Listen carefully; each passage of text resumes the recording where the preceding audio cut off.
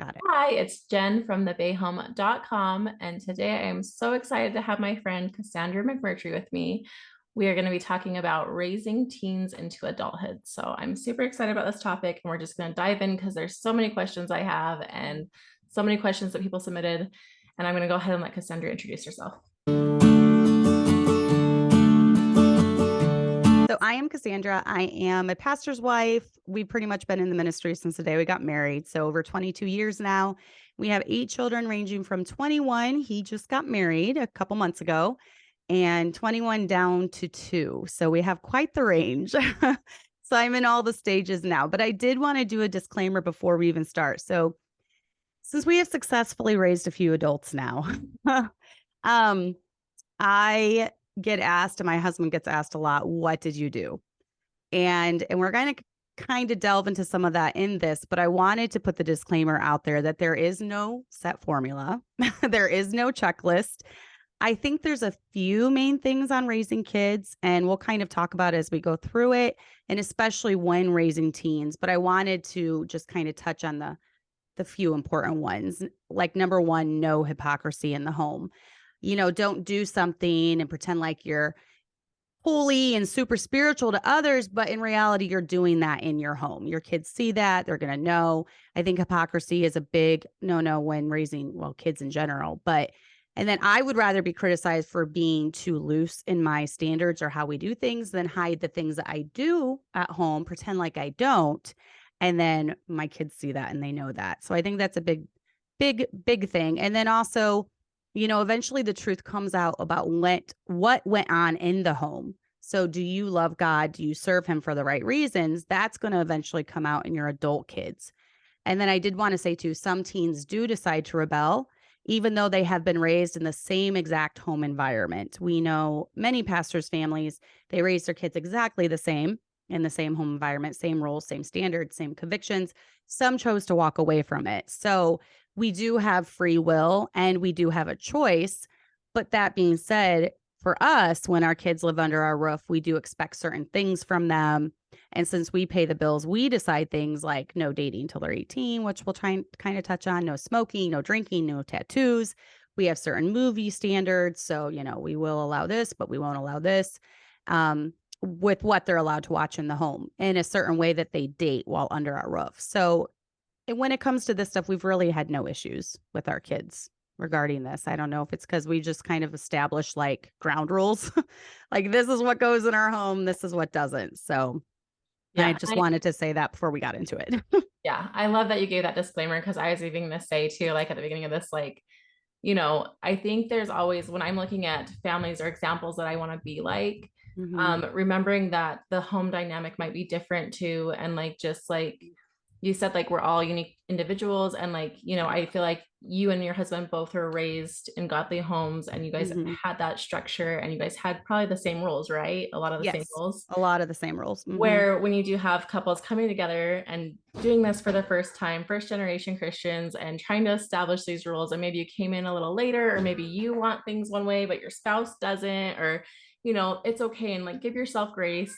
It's not about Mhm. perfection, but it is, we try to do our best and just remember that there is room for grace in all of it. So Yes. And I think one of the biggest things with first generation Christians is that they come into this completely clueless, right? Maybe they were raised in a heathen home. And so they have no idea how to raise good kids. And so they then model their life after someone that they put on a pedestal, someone that has faults, someone that doesn't do everything exactly right. And they think, well, if I just do this, A, B, C, and D, I'm going to raise good kids. They tend to a lot of times go over the top with things, and they also tend to be very nitpicky of other people's home life. And at the end of the day, we need to be concerned about our own home, not everyone else's. So, I completely agree with that. So mhm. and then so tell us really quick too, how many how many adults and how many teens do you have currently? Oh man, I was just talking to my kids about this today. I've almost raised half of my kids. So I have a 21-year-old, a 20-year-old, and almost 19. She'll be 19 next month. And then Chloe is 16 and a half. So, and then Allie's 13. So I have more that are teens and older than I do younger ones. I kind of think of my kids like these are my older kids, these are my younger kids. It's like 4 and 4 right now. But yeah, the 21-year-old's married, the 20-year-old and almost 19-year-old still live at home. So the 20-year-old is pursuing trade right now. So he's making a low wage right now. So it's good that he's still at home. Yeah, no, that's great. Speaking of that, and I don't know if this is in the questions later on, but like I know some families that will charge rent to their kids when their kids are adults. Mhm. As soon as they turn 18, it's like you need to pay, even if it's a couple $100s or whatever. And then there's other families who want to foster that ability to save up money before they go out Mhm. on their own. What's your kind of opinion on that and view? We did start a little bit because they were making very good money at their jobs at Walmart distribution center.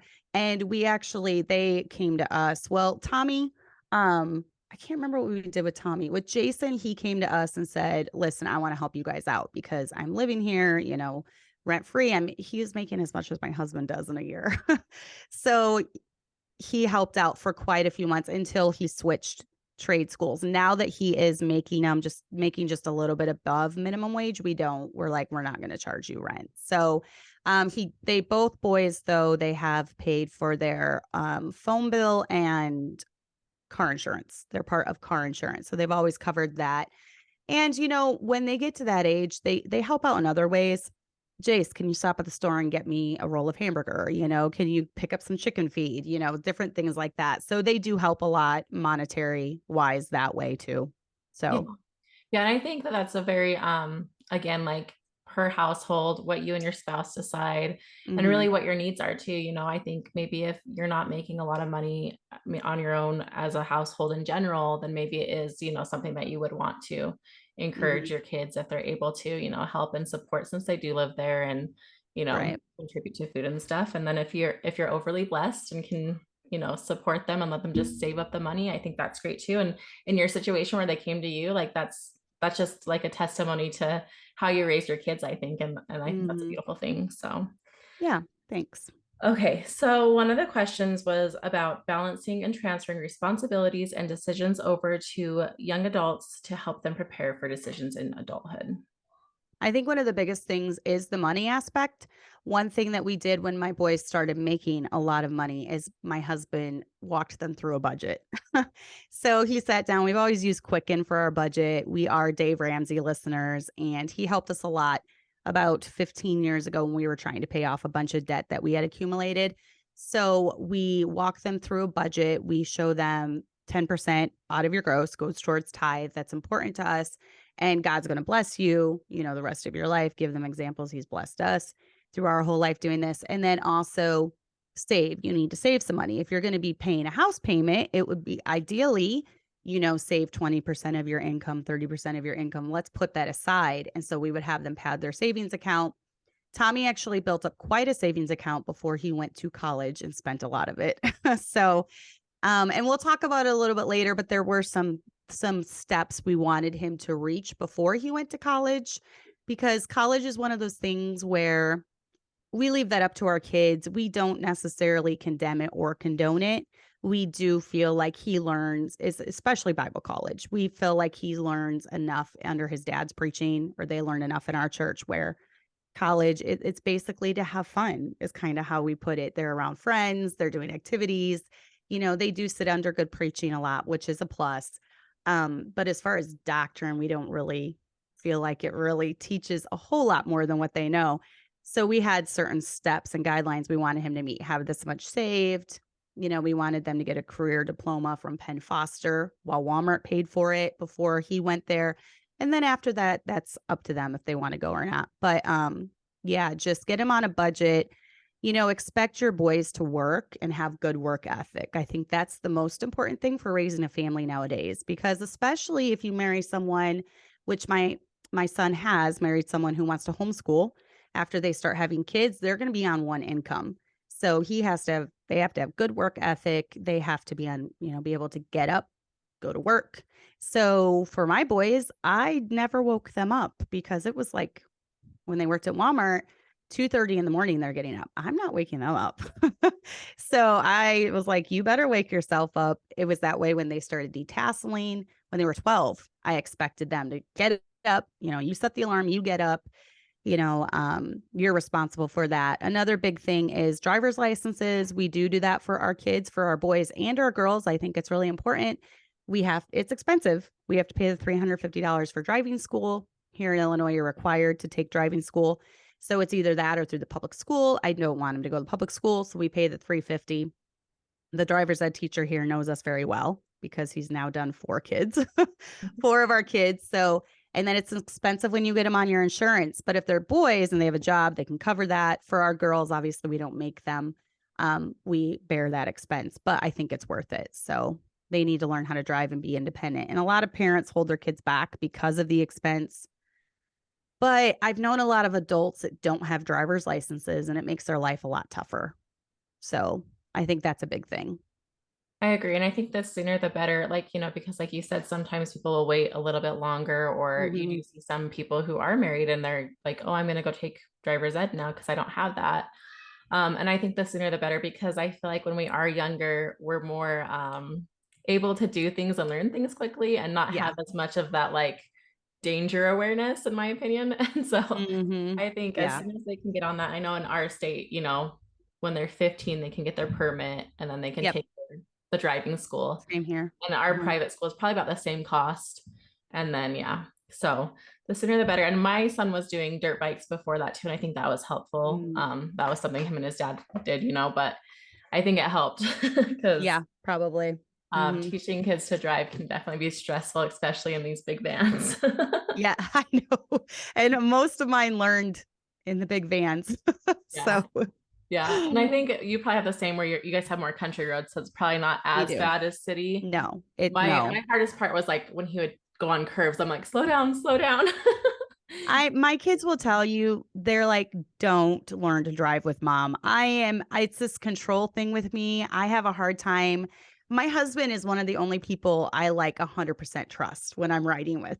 And so with my kids, I'm like, they find these funny reels all the time where it's this dramatic, she's slowly stepping on the brake. And then it's like me when I stop nicely, and then it shows the mom's reaction. And she's like, just going, I'm like, hanging on. That they say that's what I do. But oh man, I don't like a dad. That's kind of my husband's part. He teaches them.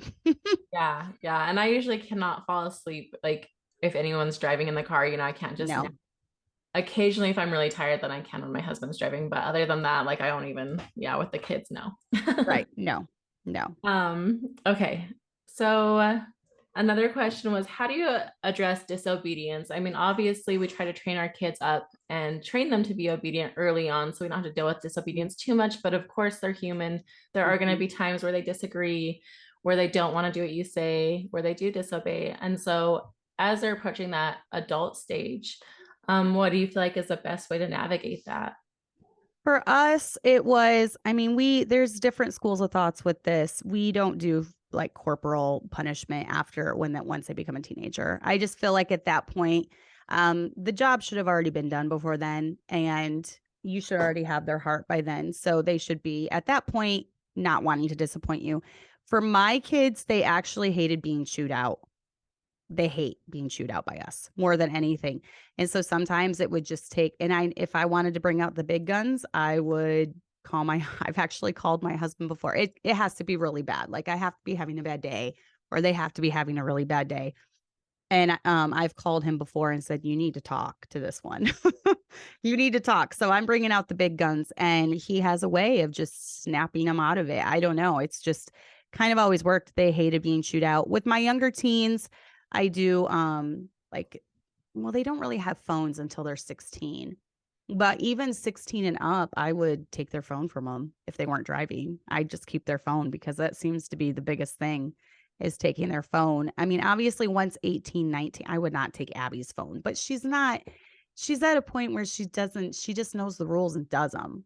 I don't know. So I'm not really thinking back to any instances where there was outright disobedience with my really older ones, 18 and up. Most of them, if we've told them, you need to stop this or you need to do this, they do it. And for an older teen or a young adult, that's very humbling in a way, because technically they could be out on their own. Technically they don't have to listen to us. but they still choose to. So that's a good thing. But yeah, if you have their hearts, they won't want to disappoint you. They won't want to make you sad, you know? And so I found that with most of ours, it does show a heart issue if they're older and they're just wanting to do what they want to do. And at that point, I don't know. I mean, like I said, I've known some parents that incorporate corporal discipline, but it hasn't seemed to me that it works very well. Yeah, it Um, seems like at that age, it's just like you're humiliating them versus actually correcting and them. that's what it is. Yeah. And maybe that's based off of like life experiences with me. I formed that opinion when I was a teenager. I'm like, this is not helping. I am not going to do this with my own children. And I haven't. My husband and I haven't. It's just, um, I don't know. It's just our thing. Once again, every home is going to be different, but I'm telling you, based off of families that I've observed, the ones that by that point, 12, 10, 11, 12, 13, they were past that part of child rearing. They've raised good kids. So, you know, Yeah. Yeah. And so let's touch on really quick too, when they are old enough and they start getting jobs and, that starts junior high, high school. mhm. Um, how does that shift their home dynamic of like chores and stuff? Do you let them off the hook completely of chores if they have school and work?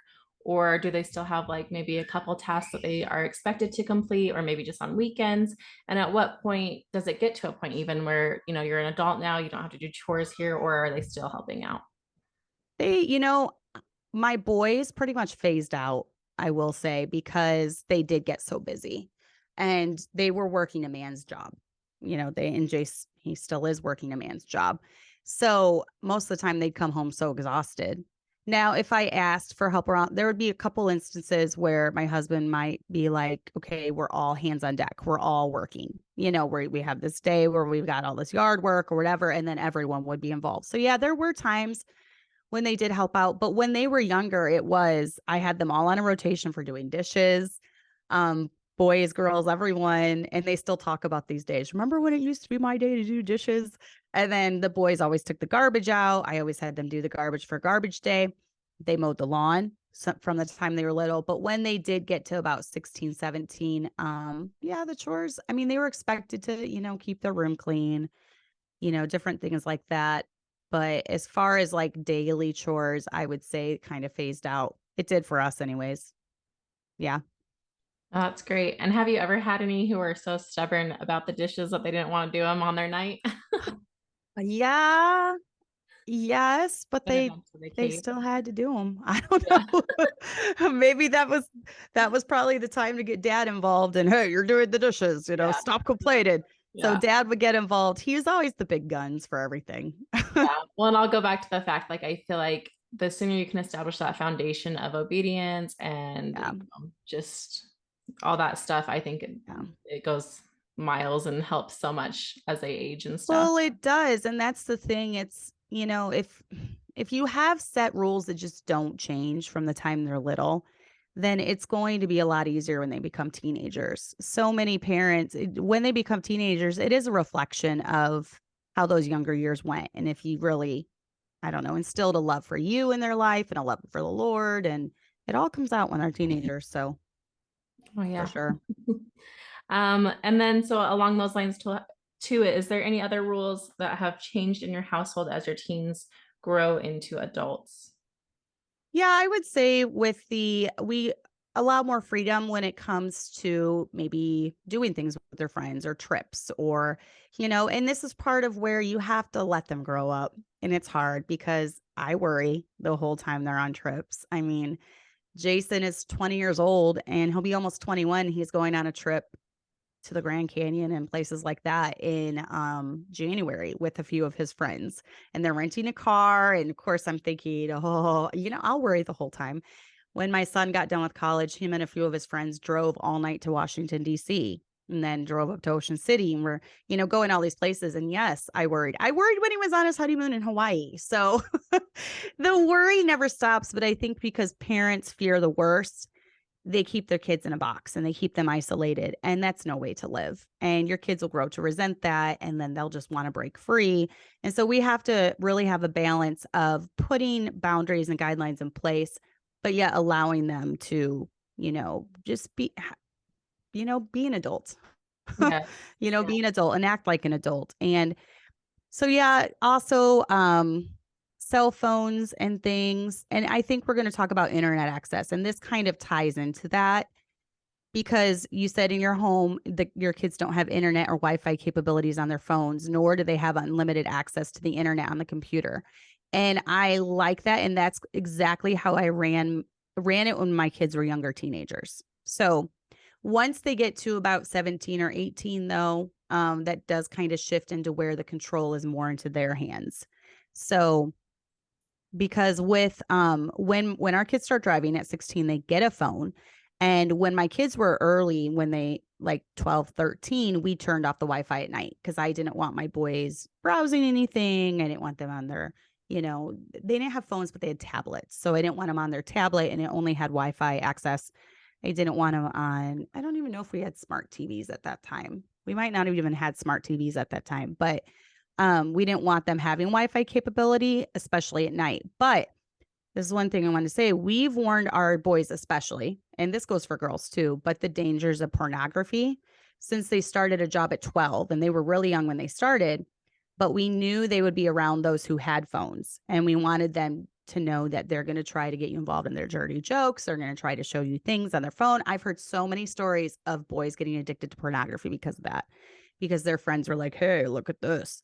And then it was in their brain. It was like seared into their brain and it kind of started changing the way their brain functioned even at that young age. So from an early age, we've told them of the destructiveness of pornography and how it would actually change their brain and morph it into something that they didn't want. So there comes a point, though, when you have to trust them, because if kids are going to sin, if they want to sin, they'll find a way to sin, whether you have Wi-Fi, whether or not you have Wi-Fi. Maybe they'll go to a trusted friend and get on Wi-Fi, get on their Wi-Fi and look at stuff that they aren't supposed to. So where there's a will, there's a way, and sin is in all of us.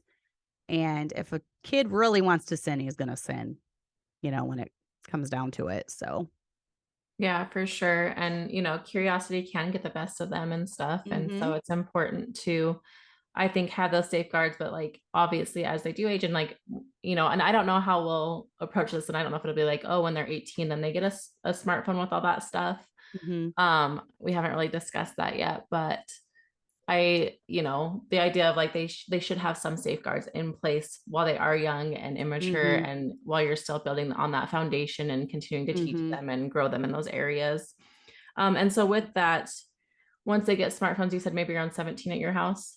Is that what you said? Or sometimes 16? Usually it's 16. But even I'm trying to think when they were on tablets, they were really young and we always turned the Wi-Fi off. And like I said, I don't even think we had smart TVs. That's a new thing. That's a new phenomenon. Yeah. But we didn't even have now since my boys are older. Tommy's gone. Jason's the only one there. It is more on him. We've warned you of the dangers. If you choose to go down this path, this is on you, Right. Um, so yeah, I would think, but they got a phone, an actual phone when they were 16. Yeah. And Yes. so did you take those at night or did they still have access to those at I night or how did think you? for my boys, I feel like I did. I'm not as with my girls. Maybe I'm getting maybe I'm just getting like lazy. I don't know. Or maybe I trust them too much. But with my girls, there's never been an issue of them, looking at things they're not supposed to or whatever. Never really with my boys either, though. But yes, I do believe I did for a while. With my boys, I would have all the phones. I would take all the phones at night, and they don't need it at night. It was mainly as a tool when they were driving. Yeah. So yeah, I did.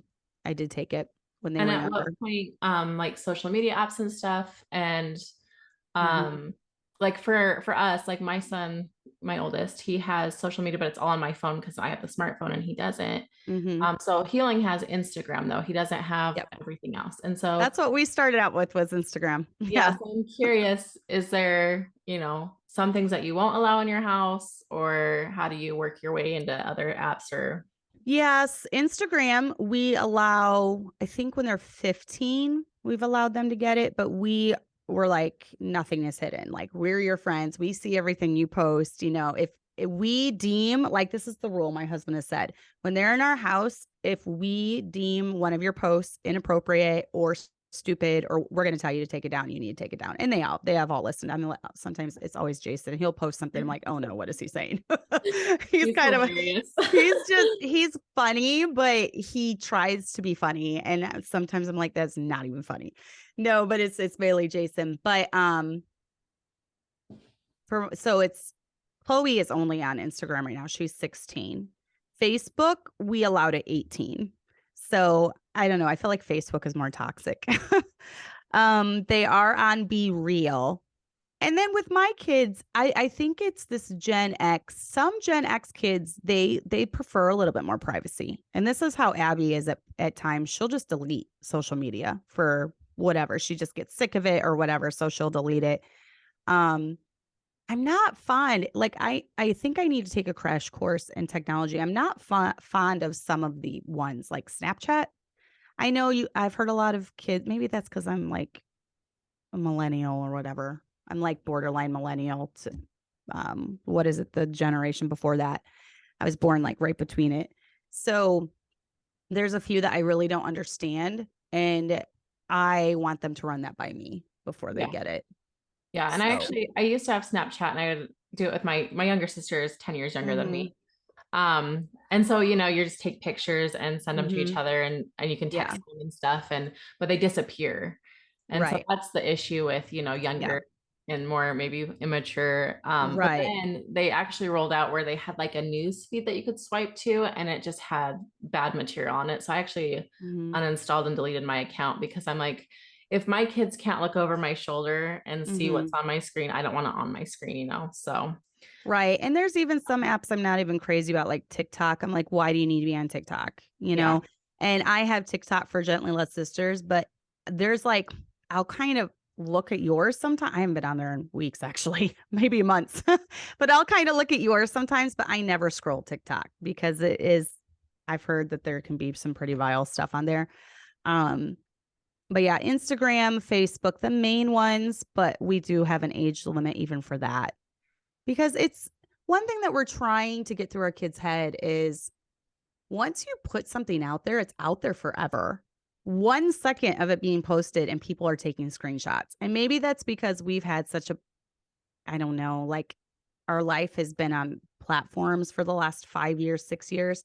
And we've seen just how people are with screenshotting and sharing and like your whole life and nitpicking and just criticizing. And so we've tried telling them, we've tried warning them. Every time you put it out there, it's out there. You can delete it, but someone has a picture of it. yeah, So for sure. And I think that's an important thing, because when you and I were growing up, we didn't have all this. And no, especially for teenagers to post, dramatic things that they may be going through and stuff, like you don't I want that out know. there forever. No. Um, what else was I gonna say on that? Oh, I'm trying to encourage my kids too to be creators, not consumers. And so Hmm. even with me creating and stuff, I try to just create. And yeah, occasionally I will scroll for a little bit. But I'm really trying not to scroll as much and just be more of a creator versus a consumer. And if I am looking at stuff, it's stuff that my friends have maybe sent me or my sisters and stuff. So Right. really Hmm. trying to keep that balance and teach that to the kids too. Hmm. Okay, so let's move on to hormones. How do you handle hormone changes when they're just on that roller coaster of emotions? And I feel like sometimes they can get out of control and they can't come down for a minute. Have you had that experience with your kids and how do you navigate it?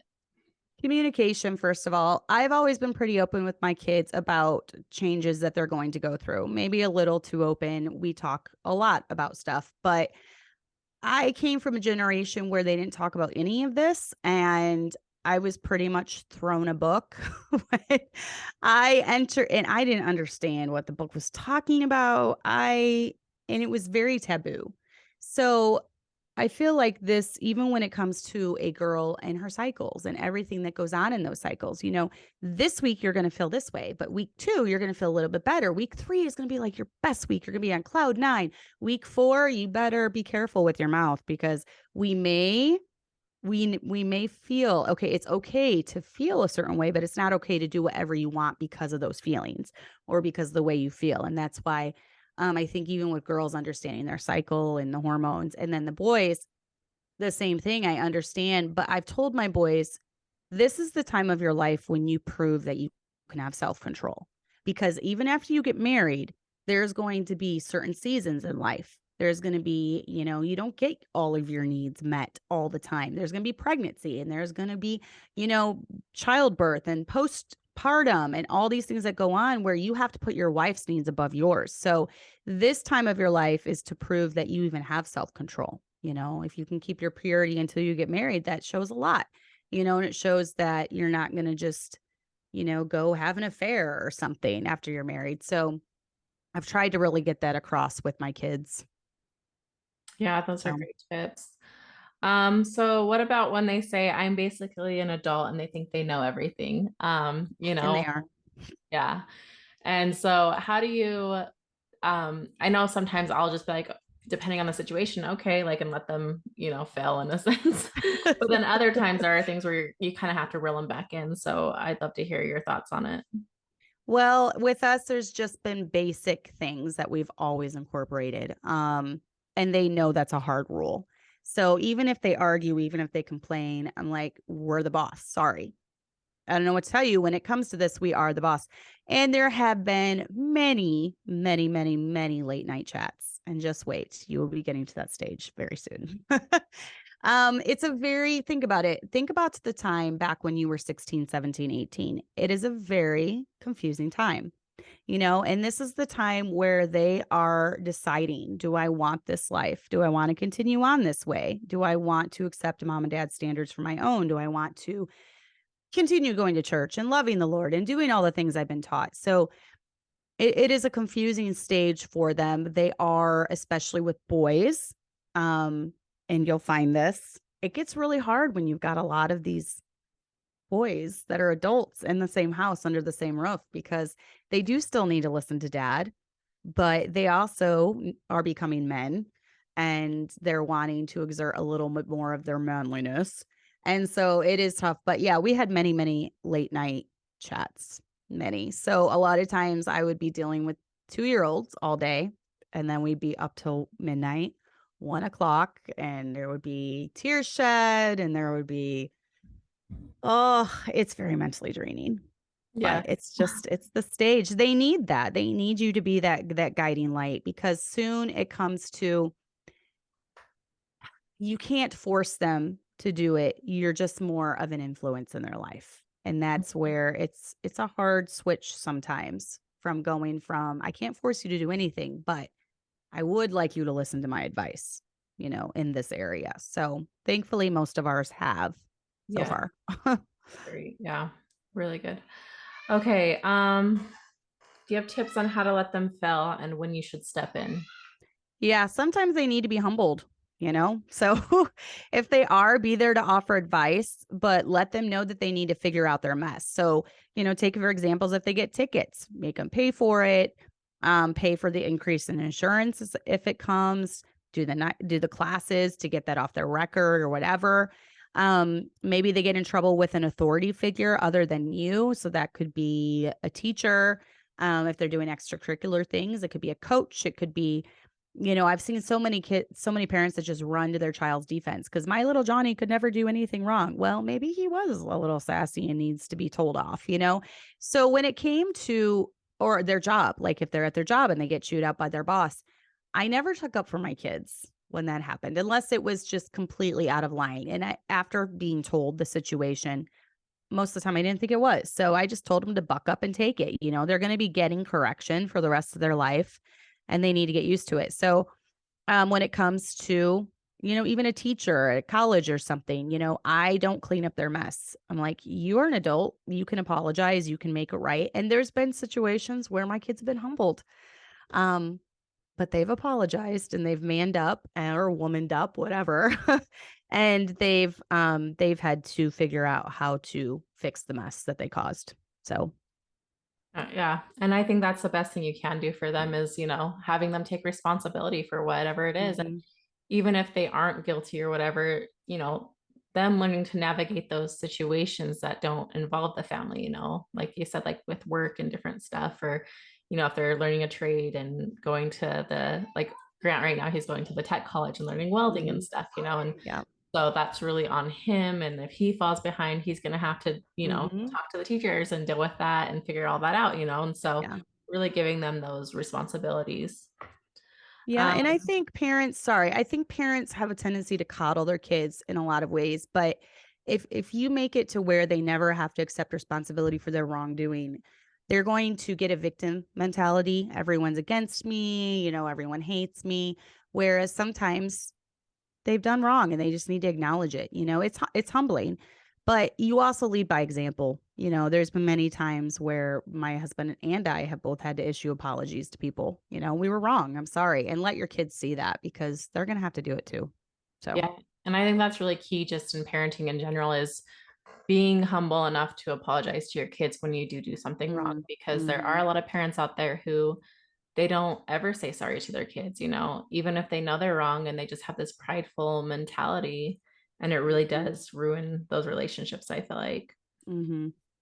Okay, how to make sure your boys will have a stable job and be ready to support a family. This goes back to the good work ethic. So definitely good work ethic since the time they're young. So, show them examples. And soul winning is great when it comes to this because we have been to very sketchy neighborhoods and we've been in environments where they see that the dad is there sleeping until noon, doesn't have a job. And so soul winning is very good. And to just show them examples, this, and my husband would say things like, this is what happens when you don't provide for your family. This is what happens when you don't work a job. This is what happens when you're only relying on government assistance and things like that. It's not bad to use bad examples. It's not bad to use good examples. So, have a balance of both. Say, this is a family that the dad is a good provider and, he pays all his bills and he provides food for his kids. And, the dad obviously is the greatest example. So, if the dad's not in the home, it's going to be a little different. It's going to be harder. It's going to be harder on the mom to really make sure her boys have a good work ethic, especially girls too. I mean, girls need to have a good work ethic as well. But if you're wanting your son to have a traditional marriage in the sense that he's the sole provider, then that responsibility is going to lie on him. So, yeah, good work ethic is the most important thing. Yeah. And so just starting as young as possible in a sense. And I think, like Hmm. you said, like even when they're toddlers, letting them work alongside you. And that's just little things. Hmm. And as they age, giving them more chores and then Yep. eventually having them go into the workforce. Hmm. Okay. What are the biggest challenges of teens growing into adults? Just a few off the top of your head that have been maybe something that stood Yes. out. Oh, I think the mental aspect of it. Lots of late night chats, wondering, am I being too picky about this? Should I let this slide a little bit? And you get more confidence as you go. I think when you're first, especially with the first one, and I've told my firstborn, I'm like, you were our guinea pig, and he knows that. You were our guinea pig, but we learn a lot of what works and what doesn't as we go. And yeah, just the mental aspect of it. It's so much more daunting than I ever imagined it would be. There's so much advice given. There's so much just with the older teens, just like confusing times and I don't know, the mental aspect of it was different than I imagined it being. Because especially with Tommy, he never gave us issues growing up. Like he was so obedient and so good. And then you hit 18 and he's like, wait a minute, my life is not exactly the way I planned it out. Like, what is going on? I have been obedient to you my whole life. I love the Lord. I'm in a good church. Why is this not happening? And why isn't this? So it was a few years of really him having to trust our advice and follow a plan that we laid out for him, which he did. And he was successful, and so he accomplished getting his saving up money, getting his a career diploma through Penn Foster. He wanted to go to college to perhaps meet a wife because he was not meeting anyone here. and she ended up not being at the college, but the sister of his friend from college. So, and now he's married. Very, very, very happy. Life is now the way he imagined it. But it happened later than he thought. And he had to really learn to trust us. And there was so many nights where we would stay up late talking about things, and he listened. He listened, but it was a difficult time of life for him and us for sure. Yeah, no, that does sound difficult. And I think for even adults in general, waiting on God's time can be Mhm. difficult, and being patient and just, you know, that waiting period and just that sitting time of like, I'm doing all this stuff, like, come on, like. Yeah, and that's exactly how it was. Yeah. Yeah, I understand that. Okay, so how do you cultivate a relationship of open communication with your teens as they approach adulthood? Okay, so I didn't this is on my next one that I did. I like started answering it and then got busy, so I had to come over here. Um, It was number 11 on mine. okay. That one did not print off for some reason. Um, oh, here we go. Okay, so what are it's number 11 on yours? Yeah. Is it Oh, 12? here it is. Okay, so start when they're smaller, number 12. Yeah. I've had some that learn this as they go, mainly when it comes to relationships, friendships, etc. So they saw some red flags and they didn't tell me because they knew I would have wanted them to end the relationship with whoever. And then when it all blew up, they knew then, like, oh, I should have probably had my mom involved a little bit more. So now they're to the point where lesson learned. You are going to be very involved. I'm going to be very open with you about different things that happens. So yeah, it is sometimes they have to learn the hard way. Sometimes they have to learn the hard way. But starting from the time they were small, always tried to talk to them about everything. Life, we'd be in the car and I'd try to use that opportunity to talk to them. Many people that have listened to me know that I like to do one-on-one stuff with the kids. So I think that's important to just build a relationship of communication. So I would do that a lot with them. Um, but yeah, pry if you have to. You're the parent. So you keep up with what's going on in your kid's life. I think as moms, we can really tell when something's off in their heart. We can tell when there's something not quite right. There's been many times I would tell my husband, something's going on with Tommy. Something's going on with Jason. Something's going on with Abby. And he would be like, "Oh, I think you're just being paranoid." And then a couple days later, something would pop up. And I was like, "I told you. I knew there was an issue." As moms, we kind of are the heartbeat of the home and we can tell when things are off.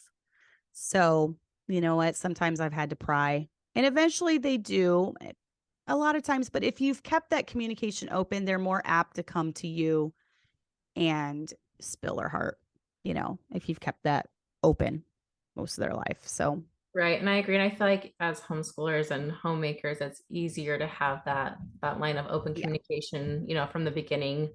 Mhm. And like you said, just like the good, like keeping that relationship, talking to each other. And then I know myself too, like when I've seen the way that they might be carrying themselves, and I'm like, Mhm. something's off, like Yeah, you can so tell.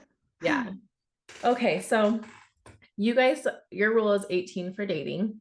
Yeah. So when it comes to dating, since they are technically adults, how Mhm. much privacy do you give them in that realm of like calls and texts? Or is it monitored? And what age does it become more private? Or are they trained well enough, to know that it needs to be more open? So if you want to touch on that. Yeah. So, yep, our hard rule is no serious relationships until they're 18. So, after 18, when they enter into, well, at first, there's kind of like a getting to know you stage. And then if they want to take it further, that would be when the boy would ask the dad, can I ask her to be my girlfriend? Or our boy would ask the girl's dad, can I ask her to be my girlfriend, etc. Before this point, though, there's no private communication. So we don't mind our kids getting to know other kids in a group setting. So like churches, family camps, activities, we encourage it, go get to know them in a group setting. But we don't play this whole like, oh, so and so like so and so when they're like 11, 12. I think that's silly. Um, Kids at that age are not emotionally or mentally ready for a serious relationship. And I want my kids to enjoy being kids and not all focused on the opposite sex. And oh, do I look pretty? Are they going to notice me? It just, you can whittle away so much of your childhood, and they're going to have responsibility, and being a parent's hard, being a wife is hard. So I want them to wait for that, until after 18 for sure. So once they're 18, we kind of have a pattern we follow. So for boys, what her parents says go, as or what her parents say goes. So as annoying as that is, sneaking around won't earn you brownie points. And this can be more difficult if they're talking to someone who doesn't mind being sneaky. And, there's instances we've dealt with that in the past, but that kind of just comes out eventually. The truth is always revealed. So, and my kids have all seen that too. It does not help to sneak around because the truth is always, I'm always amazed by like these pastors who like have affairs, especially with someone in church, because it always comes out. I'm thinking, do you really think you could get away with this? It always comes out, sin always comes to light. So, and my kids have seen that over and over again from their own lives, from watching other people's lives. But for girls, we set the rules. So at first, we limit phone calls to being cut off at a certain time at night, like 9, 10. We don't want them talking midnight, 1 o'clock, whatever. So no more communication after that. And at first, too, with the boy that Abby's with, that's her boyfriend right now. My husband limited it to like an hour. No, at first, when they were in the getting to know you stages, I feel like it was 2 hours a week. So Oh, he was trying to figure out like smart ways of doing that. So like I'll do a half hour this every other day, so he was trying to figure out ways to do it. Now that they're in a more serious part of their relationship, it's pretty much whenever. But they're both so busy, it's still probably not more than a half hour, an hour every day. And yeah. then And is that she for goes, phone calls or texting as well? that's for phone calls. Okay. Texting from the point that they're boyfriend, girlfriend, we pretty much allow that. And all of my kids have known the importance of texting, and you never send anything that you wouldn't want read to the whole world. And they all know that too. So, Yeah. um, but yeah, we get to know who they're talking to. So he or she can come over whenever they want, but we're always around. And this allows for accountability while getting to know each other. But by this age, they should be trustworthy. So, you can only keep your kids in a bubble for so long. Eventually, they have to bear the responsibility of being good people, So, while we've always cautioned them about the power of their words being written down and people using that against them, we have allowed them freedom and privacy in their texting. So, once they're officially girlfriend and boyfriend, we acknowledge them as adults and allow them to have private conversations, whether that's on the phone, texting, um, and I walk in and out all the time when they're on the phone. So, they've never been like, "Mom, don't come in here," so they know that at any time, and I've always told them at any time I can walk in, at any time I can look at your text. So just remember Mhm. that. Yeah, and But that's yeah, you should be able to tell pretty early if the guy or girl that they're interested in is trustworthy. So, but yeah. yeah, And correct me if I'm wrong, you guys have been blessed to have your kids really interested in people of the same faith, correct? yes, we've never Baptists. They might not have like the same views of eschatology. Well, we don't care about that. We couldn't care less about that. The trivial things, no, but they've all been interested in people that are saved. Okay. And So, that's kind of a hard role too in our home. And our kids, they've really gone out of the way to make sure that who they like is someone we would like. You know. right. And that's good. Mm-hmm. And I think it's nice because of the community and the culture you brought your kids up in. You guys have, I think I've told you before where we live, there's not like even at our church, like we're the only one with kids really. Mm. And so it can be difficult, to Yeah, and that's why Tommy went to college. I yeah. mean, and even that, I'm sure people criticized us and talked about us. I don't care because it's our family and it's his life, and it worked out so well. We love Jenna. She's Mhm. perfect for him. I have no doubt in my mind that God orchestrated it and brought them together. So, it just, his path was a little different than maybe Jason's path will be or Abby's path will be, and it's all different. But Yeah. And so, can I ask you, we talked about salvation being a core thing in a spouse. Do you guys also prefer like that they are independent fundamental Baptists, or is there anything else along those lines? we do. I think for a boy going after a girl, if she's a little bit more liberal in some areas, usually the girl kind of goes along with the guy. She likes to follow. Now, I feel like this is more, and we have 6 girls, so is a little bit more important with our girls marrying the guy because honestly, giving my girls away scares me more than giving my boys away. Because I've seen the fruit of difficult marriages and tough marriages. And um, so yeah, with the boys, I would prefer them to be in line with my husband and I as far as Baptist doctrine, the way things are run in the church. Um, we have not really ran into any situations where the person that they were pursuing was different in any ways. I think just because of the circles we run in, they're pretty much being attracted or getting to know other IFB, other traditional IFB. So we have not crossed that bridge yet. I'll let you know if we ever do, but I hope not. Yeah. They're IFB. I hope they marry IFB, honestly. Yeah. No, I think that's great. That's awesome. Okay, I think we already answered a similar question to this next one, so we'll skip that. How do you support your teenagers' education and career decisions during this period? And we kind of talked about that a little bit before, hmm but I don't know if there's anything else you'd add to it as far as Well, no, we just tried to steer them in the right path. So we have one son who's always been interested in military or police work. And while I know he has the personality for it, it wasn't our first choice. And I think you would agree with this, mainly because it's hard to do that while raising a family, especially in the early years of military when they deport you or not deport you. deploy. Yes, deploy. It They feels like they're deport you. deporting him. Yes, they deport you to a different country. No, yeah, they deploy you. I saw my brother is military or was military for a while.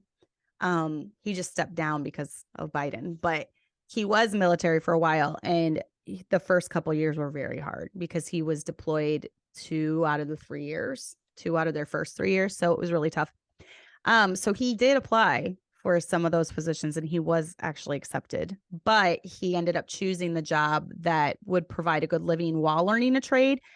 And it was one we would have chosen for him. So he's still, even though he's married, he loves it now. He's happy with his choice, but he's still trying to even please us now. And I think that's good because the Bible says honor thy father and mother, right? And it's going to be good for you that you can still honor your father and mother while not living at home.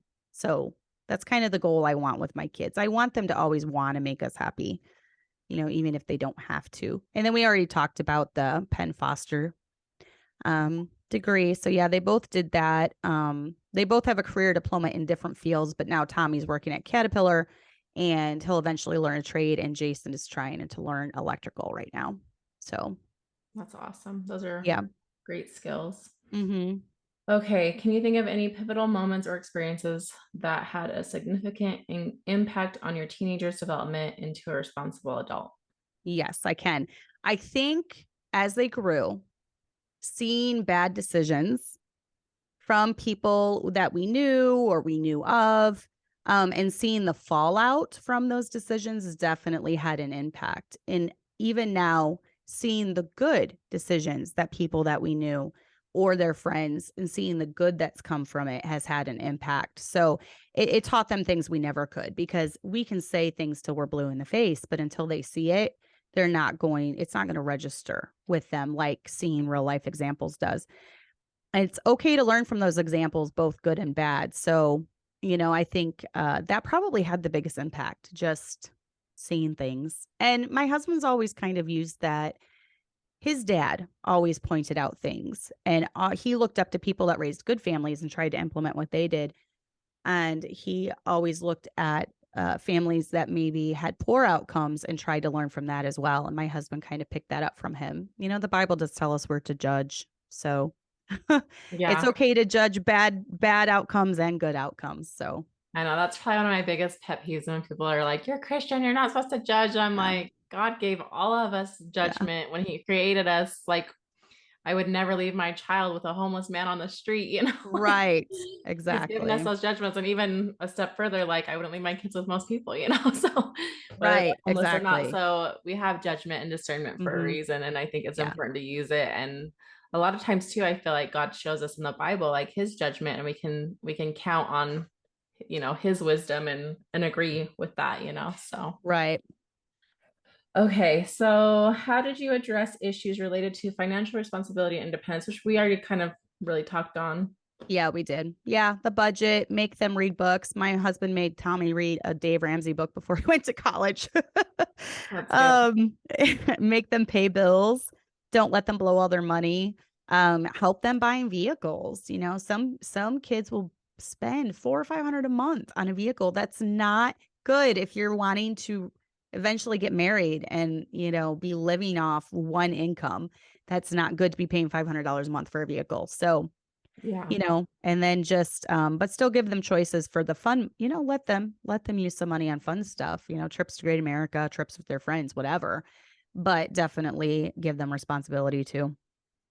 Yeah, I agree. And I liked Dave Ramsey had a thing where like he did where he would match his kids' savings like for a car and stuff. I'm like, if you Yes. have the ability to do that, that's really cool. Hmm. But if not, teach them like we bought a $2,000 car and my husband has taught my son like how to fix things on it and how to do different things, and teach them it's okay to have those cheaper cars. You don't need a brand new car with those high. Right, exactly. Or have them save up for it, save up all their money, and then there's nothing like a sense of accomplishment, even if it's a beater, and you go, but yeah, no, that's good. Yeah. That's good that you're doing that. Yeah, Hmm. yeah. And Grant, he has a good savings. He's debating on if he wants to buy this car from us or if he wants to buy a different one and continue to save. So, Right, right. but I think that's a good thing. Like when I was a kid myself too, I started working when I was 13 and I saved up money for the car I wanted, and I got that when I was 16. So, Hmm. let's see. Were there any resources or support networks that you found particularly helpful during this phase of parenting? Oh, well, I thought about this for a while. I don't know. Sometimes I felt like I was an island. I was on an island. Like I was not prepared for how mentally draining this stage of parenting is. So, like I said, sometimes I'd be dealing with the fits from the toddler, and then the middle schoolers were fighting. And then I was staying up late till midnight talking with the 18-year-old. So they're at the point of life where they have to decide if they want this life that they are living. So this is why I urge all parents to have a good home life. Make it a life that your kids love, make it a life that your kids want. If you have a miserable home life, they're not going to want to continue that. They're not going to want that. Why would they? They're going to walk away as soon as they can. So I can't say that we looked to anyone else for advice during this stage. We just kept doing what we knew it was right to do. So we kept serving, we kept talking, we kept praying, we kept digging if we knew that there was a problem, and we kept thinking and pondering and seeking the Lord. And I think that's just parenting, honestly. That's all we really can do is do the best that we know and then just continue doing the right thing, you know. Yeah. And I will say, as my experience as a teenager, when I was a teen and stuff too, I think keeping the problems you have with your teenager in the family to yourself, not Yes. going to church and saying, "Can you pray for my child? They're doing XYZ," or and making it Mm-hmm. a public display in a sense. And even if you are doing it privately, sometimes it still gets, the friend will talk about it in front of their kids and then it'll still get out.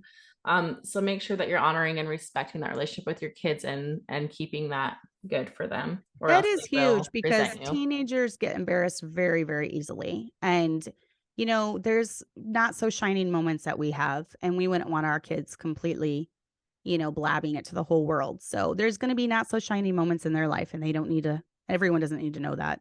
So Absolutely. Okay, so let's see. Sorry. Okay, what do you think were the most important lessons you and your teenager learned during this transitional period? I think just don't freak out. Just because your kids say something dumb, it doesn't mean they're going to do it. And just love them and just be there and just be calm when they come to you with issues. I mean, so many of why would you even think that? Why would you even say that? What's going on? And I think we just need to take a step back and just take a moment to think about it and just not freak out, I think is the biggest thing. Yeah, I think that's great advice for any age. Yes, definitely. I feel like that's the biggest thing, like, as a parent, because it's funny. I remember when my parents were in their 30s and I'm 35 right now. And I remember thinking that they Mhm. were like the smartest people in the world, and they knew everything or something. And then like now that I'm like this old, I'm like, I know nothing. I feel like I know that. Well, that's what I told you. It's like even though I've raised a few, I feel like I know less now than when I had little kids. yeah, yeah. And I think, we all get stretched and grown, and we're growing along with our kids too. And we're learning these things too as we go. So give yourself grace and give them grace. Yes, I'm going to unlock the door for my husband real quick. Okay, you're fine. All right, we're on the last question, right? Yeah, just you can just summarize or like give like your last piece of advice on parents approaching or currently in this phase. What would you tell them, like your biggest piece of advice? Well, I would tell them, first of all, to just buckle up because it's going to be different than what they thought. And then, words have an impact, especially at this age. Because even guys, as they're growing up and they're getting to be adults, they can definitely, what do you need this? Sorry, I'm handing him stuff. You're He fine. gave it for something. But, it's easy to call names and it's easy to see what they're about to do is stupid, right? And it's easy to call them an idiot, but it's a lot harder to slow down, calmly explain why what they're thinking about has the potential to ruin their life or potential to alter their life in some way, and to show them different solutions to the problems. So sometimes they're going to choose things, or they're going to choose something to do that you yourself wouldn't do, and that's okay. They aren't you. And if there's nothing sinful with it, then choose to support them in that decision. So, and I take the college, for example, because college is something that neither one of my husband and I did. We chose not to go that route. I mean, he did kind of like an online college after we were first married. He did that but we were married and we were having kids. So it was like correspondence college that he did, but he never physically went to Bible college. I never physically went to Bible college. Not like I have anything against it. It just didn't work out for me. And my life didn't go that way. But if one of our kids want to, that's Bible college in and of itself is not a sin. There's nothing wrong with it. We feel like it's maybe more for fun, or it's not essential to knowing doctrine, or even if you're going to be a pastor, a youth pastor. But it was something he wanted to do, and we fully supported him. We said, these are the steps we want you to take until you do, and before you do it. And he did that. He did all those steps leading up to that, and then he went. And we fully supported it. And then he found the girl of his dreams and happily lived after, he's living happily ever after. So we're really proud of that choice that he made. Will any of my other kids go? I really don't know. Jason has no desire to go. Abby has no desire to go. And Chloe, so far, she's only 16 and a half, but will I let my girls go to college? I don't know. I think that's going to depend on the girl, honestly. And that's another thing that we've tried to really put through our kids' head, is that while we do have some set guidelines, all of you are different with different personalities. So something might look different for your sibling than it does for you, or we might make a different decision for something with your sibling versus, you or whatever. So that's another thing we've always tried to do. That's great. Yeah, and I love that you know, if it's not sin, then like Right. being okay with it not being maybe something that you're convicted of or whatever, and letting them have their own convictions and learn what they are convicted of and what they're not. And maybe, for now, maybe they might not be convicted of what something you're convicted of, but as they Mm-hmm. get older, have kids, then maybe they will, but it's Mm-hmm. okay if they're not too. Right. Exactly. So awesome. Well, will you tell really quick where people can find you online? Sure. You can look me up, Gently Led Sisters on YouTube. And then it's also gentlyledsisters.com. I also teach online piano lessons. That's churchmousepianoacademy.com, even though I'm like extremely booked right now. So probably don't reach out for me with that. Yes, but then that's pretty much it. If you Google Gently Led Sisters, a bunch of stuff will come up. So Awesome. Well, thanks so much for giving us your time. You had so many great tips. Like, I usually don't rewatch my stuff, but I will definitely be watching this and taking notes. So, Oh, well, hopefully it works out. Every family and every kid is different. So, and then just what works for my family might not work for yours, but who knows? yeah. Maybe someone found something helpful. So, Yes, for sure. Well, I appreciate you and I'll let you guys get. I know you're probably going on date night, right? in a little bit, I really don't know what's going on right now. So, yeah. Yeah, Friday night is usually date night for us. So, that's another blessing about having teenagers. You get to have date night. True. So, Yes. mhm, that's nice. All right. Well, I will let you go. And if anyone has any questions, please post them below and I will ask Cassandra and she can help answer those too. So Okay. thanks for Thank you. watching. Thank you for having me on.